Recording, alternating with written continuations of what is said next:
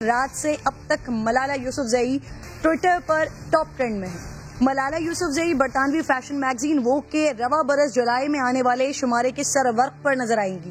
लेकिन इससे पहले ही मलाला के वोग मैगजीन को दिए गए इंटरव्यू में शादी और पार्टनरशिप से मुताल्लिक बातचीत ने सोशल मीडिया पर एक हंगामा खड़ा किया हुआ है। इंटरव्यू से मुताल्लिक मुख्तलिफ प्लेटफॉर्म्स पर लिखा गया है कि मलाला ने कहा कि मुझे ये बात समझ नहीं आती कि लोग शादी क्यों करते हैं। अगर आपको अपनी जिंदगी का साथी चाहिए तो आप शादी के कागजात पर दस्तखत क्यों करते हैं, ये एक पार्टनरशिप क्यों नहीं हो सकती। मलाला के इस बयान को सोशल मीडिया पर खासी तनकीद का सामना करना पड़ा है नाज़रीन, और तकरीबन हर तबके का शख्स ही इस बहस में कूद पड़ा है। मतीरा ने मलाला को टैग करके लिखा कि निकाह बेहतरीन एहसास है और सुन्नत भी है।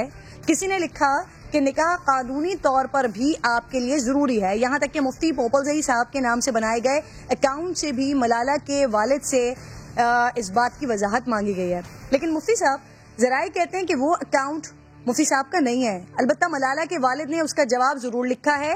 वो कहते हैं कि मीडिया और सोशल मीडिया ने उनके इंटरव्यू को के इक़्तिबास को सियाक और सबाक से निकाल कर तब्दील करके अपनी तावीलात के साथ शेयर किया है। मलाला की जानिब से वोग मैगजीन की ये जो इंटरव्यू उन्होंने दिया है, मलाला ने ये भी बताया है कि उनकी वालिदा उनकी इस राय से इत्तेफाक नहीं करती और कहती हैं कि तुम आइंदा कभी ऐसी बात नहीं करोगी, तुमने शादी करनी है, शादी इंतहाई खूबसूरत रिश्ता है। दूसरी तरफ नाज़रीन उनके वालिद को पाकिस्तान से लड़के ईमेल के जरिए मलाला से शादी करने की पेशकश करते हैं। इस तमाम इशू पर बात करने के लिए मुझे मुफ्ती जुबैर साहब प्रोग्राम में ज्वाइन कर चुके हैं। मुफ्ती साहब खुशामदीद कहूंगी आपको। कल रात से ट्विटर पर बड़ी बहस चल रही है, सोशल मीडिया पर बड़ी बहस चल रही है, आपने यकीनन देख भी लिया होगा इन खबरों को। आप मलाला के बयान को किस तरह से देख रहे हैं मुफ्ती साहब?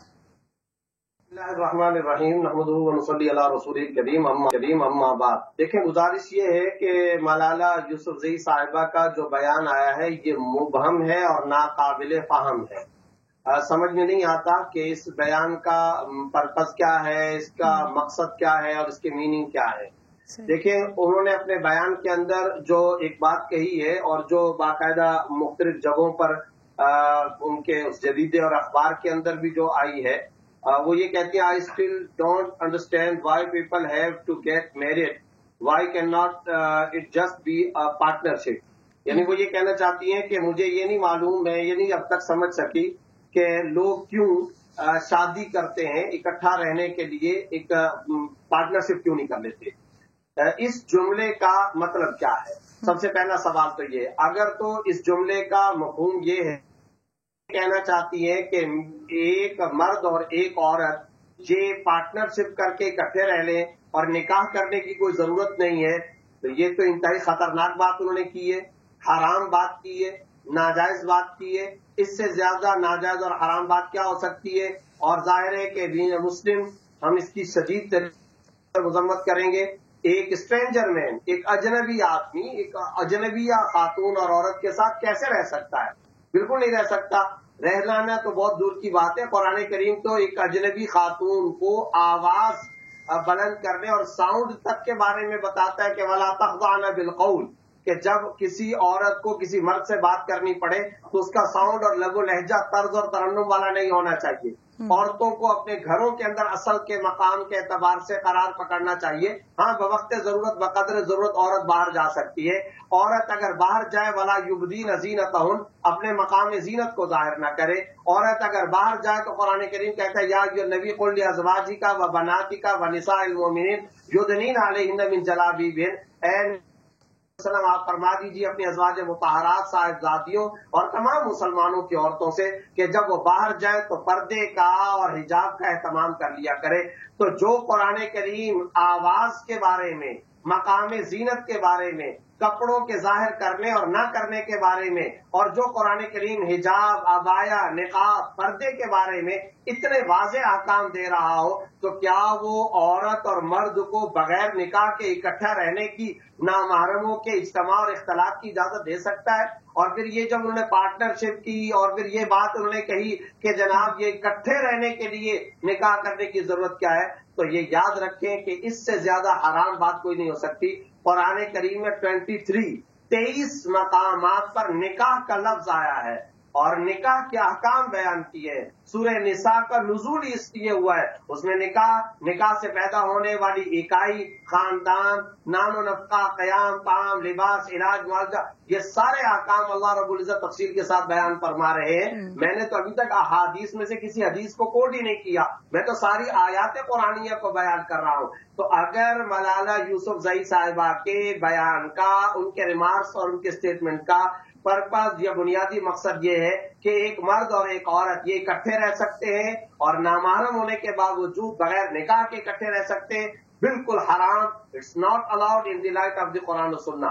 اور اگر ان کے بیان کا کوئی اور مقصد ہے تو پھر اس مقصد کو کلیئر کرنا چاہیے. ظاہر ہے کہ ان کے بارے میں عام مسلمانوں اور امت مسلمہ کے دلوں کے اندر اس طرح کے خطرناک قسم کے رجحانات کے شکوک و شبہات پیدا ہوتے رہیں گے. انہیں اپنے بیان کی وضاحت کرنی چاہیے. میں یہاں ایک اور بات بھی کہنا چاہتا ہوں. کچھ عرصہ پہلے عورت مارچ ہمارے پاکستان کے ہاں پاکستانی معاشرے میں اسلام آباد، کراچی، لاہور، ملتان کی سڑکوں پر ہمیں نظر آیا.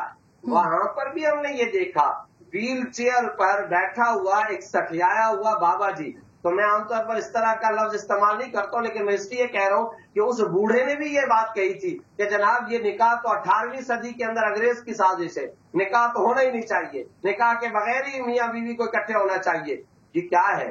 اگر ہم ملالہ یوسفزئی کے اس اسٹیٹمنٹ کو اور وہ جو عورت مارچ کے اندر لگنے والے نعرے، ان دونوں کو ملائے تو تانے بانے ہمیں نظر آتے ہیں کہ شاید کوئی ایک ہی جگہ سے یہ تانے بانے ملے ہوئے اور کوئی مخصوص ایجنڈا ہے جس کے اوپر چلایا جا رہا ہے. ظاہر ہے یہ اسلام کے مبادیات ہیں. پلس میں آخر میں یہ بات بھی ضرور کہنا چاہتا ہوں، نکاح ایک مقدس رشتے کا نام ہے، رسپیکٹ دینے کا نام ہے. کرسچن سوسائٹی کے اندر بھی نکاح کا تصور ہے، ہندو سوسائٹی کے اندر بھی ان کے مذہب کے اعتبار سے نکاح کا تصور موجود ہے، یہودیوں کے اندر بھی نکاح کا تصور موجود ہے. اور قرآن کریم اور احادیث اور شریعت اسلامیہ تو اس کو بالکل وضاحت کے ساتھ بیان کرتے ہیں. تو قرآن، حدیث، اسلام، بلکہ انسانیت اور تمام مذاہب کے اعتبار سے دیکھا جائے تو نکاح کو ایک رسپیکٹ، عزت، اعزاز، توقیر کا ایک درجہ اور ایک اسٹیٹس اور منصب اور مقام دیا گیا ہے. وہ اپنے اس بیان سے کیا کہنا چاہتی ہیں؟ کیا وہ اس توقیر والے اور عورتوں کا سب سے بڑا اصل بنیادی حق تو نکاح ہوتا ہے؟ یہی تو ہم کہتے ہیں کو اگر کوئی رکھتا ہے تو نکاح کے ساتھ کیوں، وہ اس کی ساری ذمہ داریاں لے گا، نام، نفقہ، لباس، قیام، طعام، علاج، معالجہ کی ساری ذمہ داریاں لے گا. عورت کا سب سے بڑا حق تو اس کا رائٹ بنیادی طور پر وہ نکاح ہی ہے. تو یہ اس طرح کی اسٹیٹمنٹ تو یہ عورتوں کے حقوق کی سب سے بڑی خلاف ورزی ہے اور اسلام اور شریعت کی روح سے بھی بالکل حرام. مفتی زبیر صاحب بہت بہت شکریہ.